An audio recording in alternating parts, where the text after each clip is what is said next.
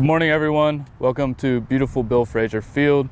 This is Coach Schuster. I'm the pitching coach for the Commodores. We're out here literally on the pitching mound. We're going to talk about some pitching mechanics, maybe some things that you can learn, can practice at home while you're quarantined with the coronavirus and everything.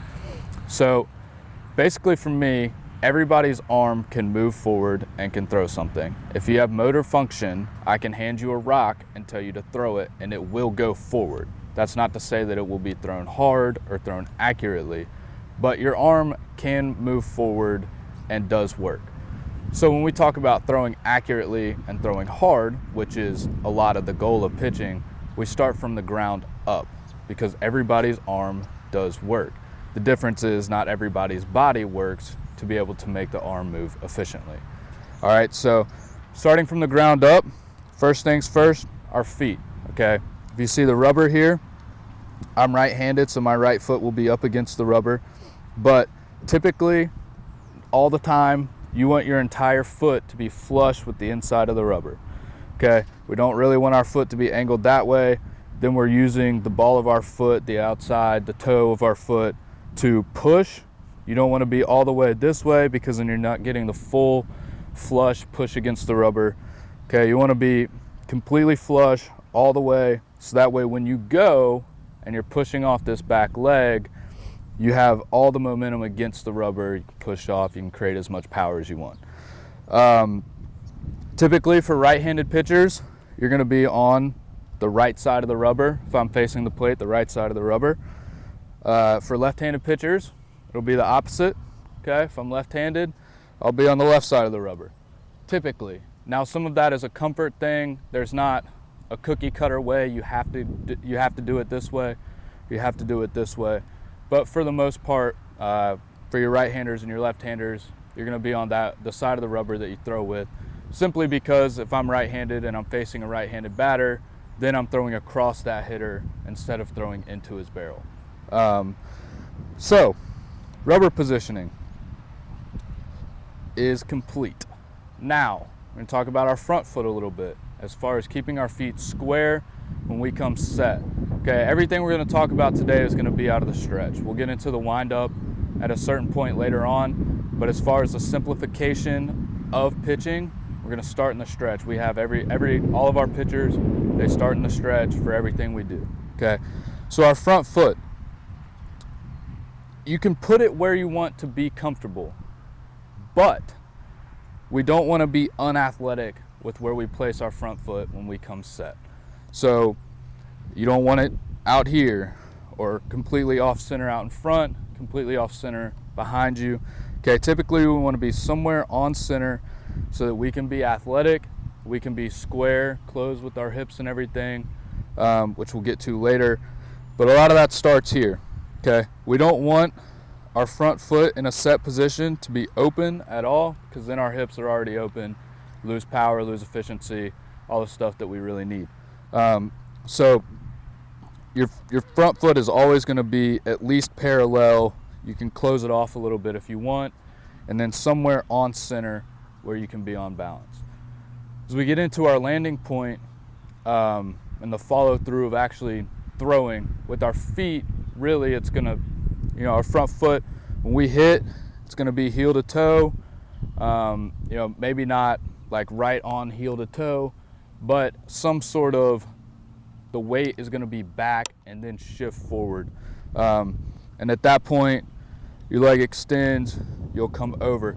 But the biggest thing is when you're at your landing point, you don't want your front foot to be across your body. You don't want your front foot to be all the way open. Okay, again, we're trying to stay square. We're trying to stay in a direction. It's what helps with the efficiency. It's what helps with the direction, accuracy, all that good stuff. So, I mean, you can be a little bit closed, a little bit open, but we say it all the time, like you're trying to pitch in a phone booth.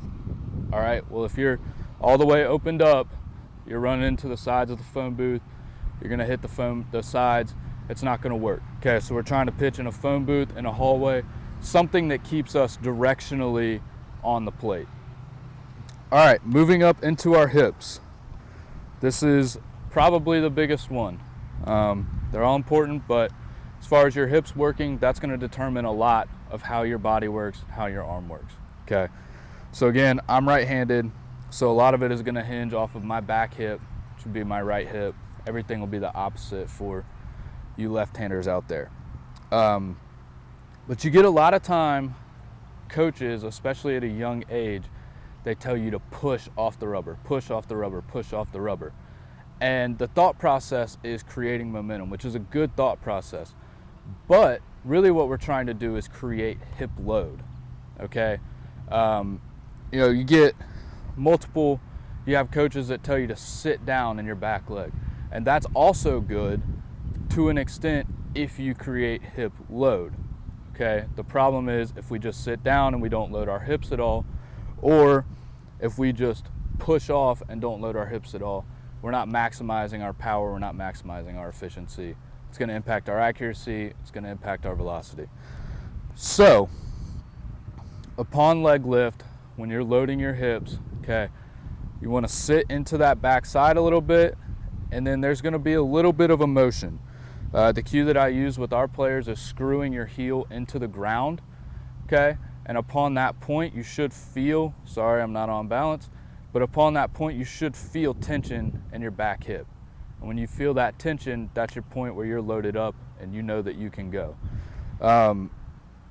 As you get down the mound, okay, we want to keep our hips underneath us for the most part. All right, we don't want our hips to completely run away.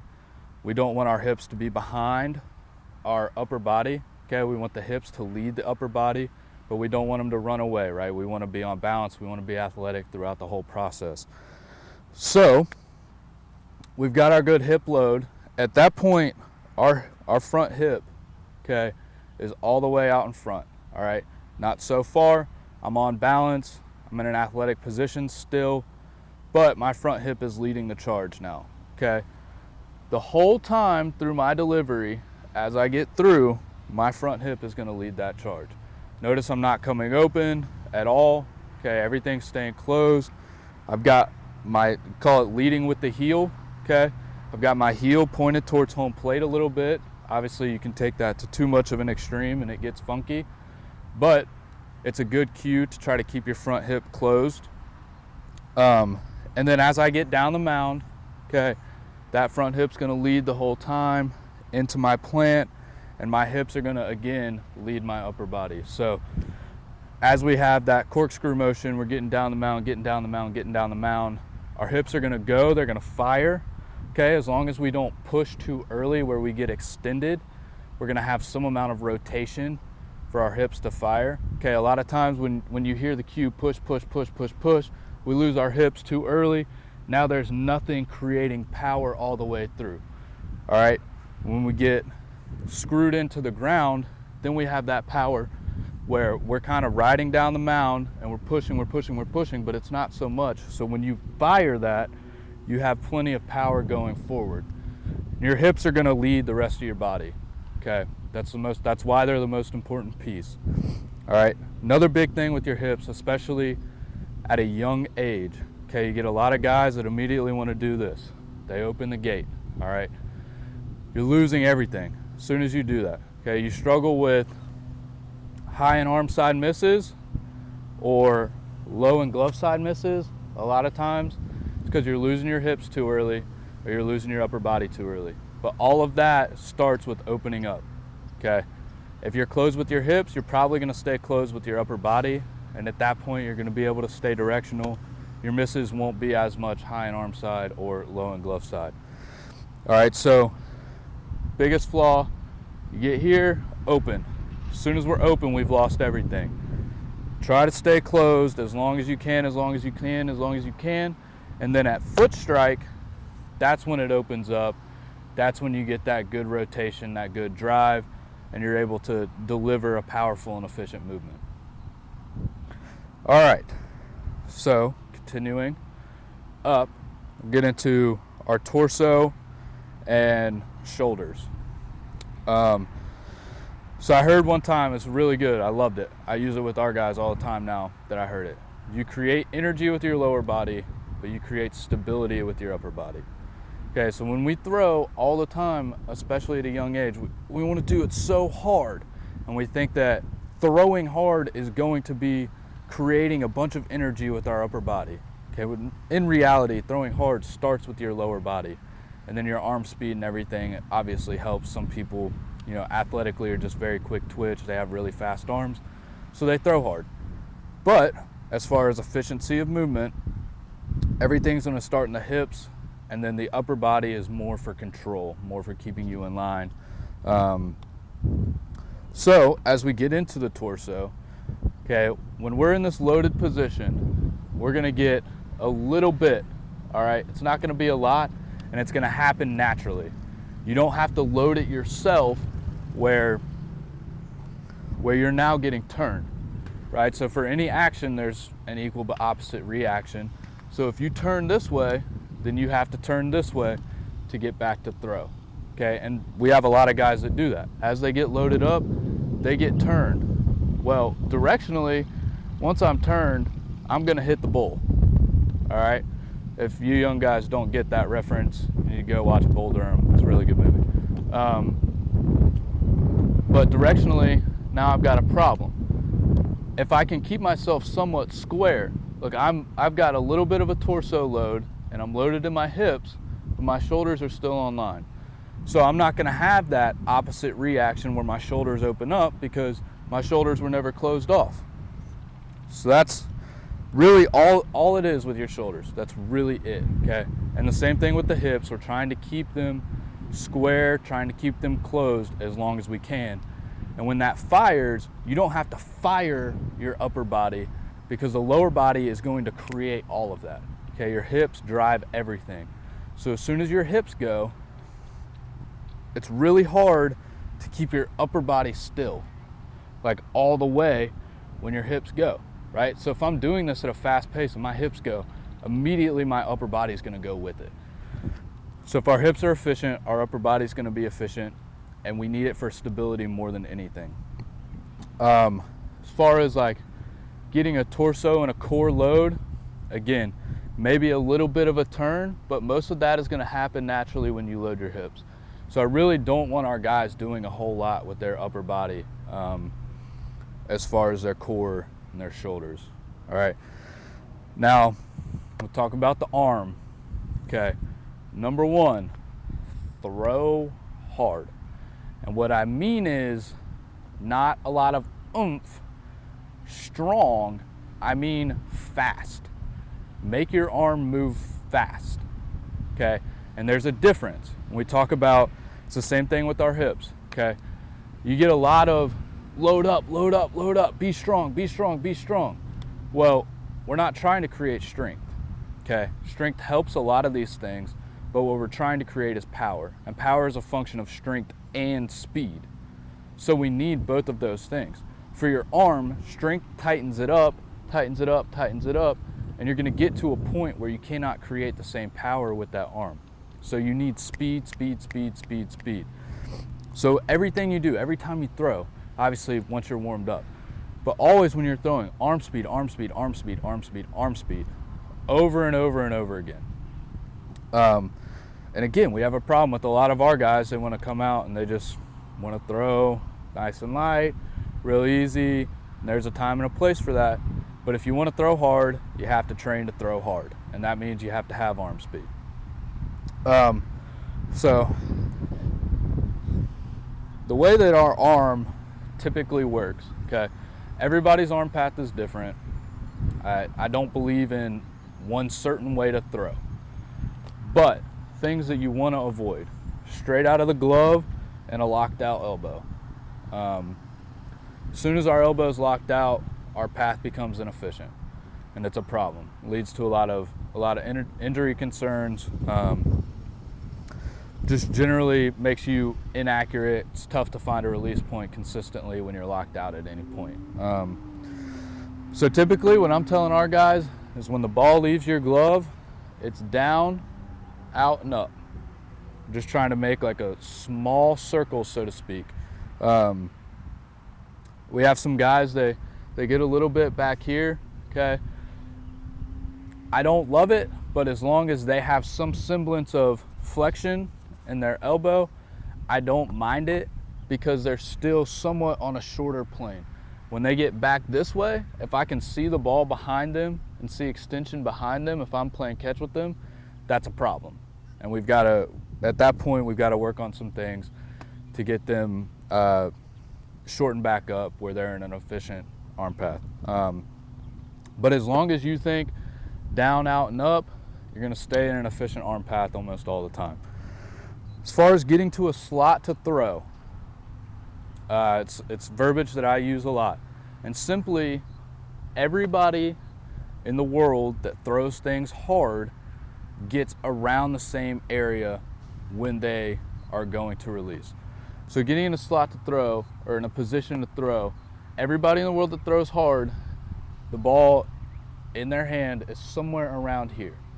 Okay, some guys are back here, like Justin Verlander's a little bit further back. Some guys are real tight to their body, but somewhere in this window you have to get to in order to throw a ball hard and accurately. So I talk to our guys all the time, making sure you're in a window to throw, making sure you're in a window to throw, making sure you're in a window to throw. And a lot of that's going to happen with your hips. A lot of that's going to happen with your timing, which we'll get to at a certain point. And as long as you're down, out, and up, a lot of that will take care of itself. But if you're struggling, a lot of times the first thing you should look at, am I ever getting to a window to throw? Okay, well, I'm missing high and arm side. Well, I'm never really getting there where I can be on time. Maybe I'm somewhere out here, and now I'm off time. Now I'm pulling, now I'm opening up. My body's making adjustments for my arm not being where it needs to be. And it's creating all kinds of problems, okay? Which, again, is very common. And the last thing we'll talk about is the glove side real quick. You have two options with your glove side. You can either kill it or tuck it. As long as your shoulders are square, I don't care what you do other than going too far this way. And a lot of this is going to happen down the mound and the follow through, that kind of stuff. But typically your glove side is going to be up. Okay, people do it a ton of different ways, but we talk about the scarecrow, kind of an archaic idea in baseball. You're pointing down your elbow in line of sight. Okay, that's where your shoulder should be, that's where your glove should be. People are all over the map. Some of them do it this way, some of them do it this way, some of them do it this way. It's all over the place, but they're all from shoulder to elbow down the line of sight. And when that follow through happens, they either just kill it, like literally just boom, glove side, and kind of dead. And it's just there. Or they'll get like a good pull and they'll pull it up against themselves. Okay, notice I'm not pulling this way, which is a common problem. I'm pulling up into my body, keeps me square for a long time, and then I can go and I never lose my shoulders, I never lose my hips. When we get too far on this side of it, I lose my shoulders really early. I'm exposed here. My timing can be off. I pretty much have to be right on time to deliver a ball accurately, deliver a ball efficiently and hard. Thanks for tuning in. We will have more for you next week. I know we covered a lot today, and we got plenty more to go through it. But I hope everybody's staying safe, and we'll see you next week.